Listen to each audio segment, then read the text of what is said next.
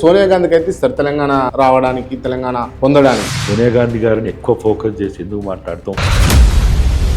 కేసీఆర్ గారు ఆయన ఎన్ని విషయాలు చెప్పిండు, ఎట్లా మాట్లాడి మనందరికీ తెలుసు కదా. కేసీఆర్ కు ఆ రోజు మంత్రి పదవి ఇచ్చుంటే అసలు తెలంగాణ ఊసు లేదు, తెలంగాణ రాష్ట్రం అనే అంశమే లేకుండా పోతుండే. బట్ ఎక్కడ అప్పుడు కూడా ఈయన ఎవరిని కలవాడు, ఫైలు చూడడు, సంతకాలు పెట్టాడు, సెక్రటరియట్ రాడు.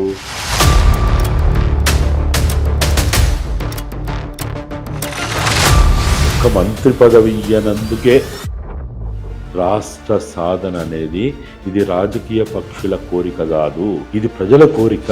తెలంగాణ ఉద్యమానికి తెలంగాణలో అయి ఉండి వెన్నుపోటు పొడిచిన వాళ్ళు ఉన్నారా? చాలా మంది ఉన్నారు, ఎందుకు లేరు? చాలా మంది ఉన్నారు.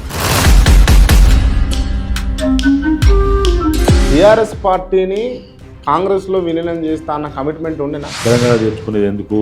ఆ కాంగ్రెస్ నాయకుల కోసమా?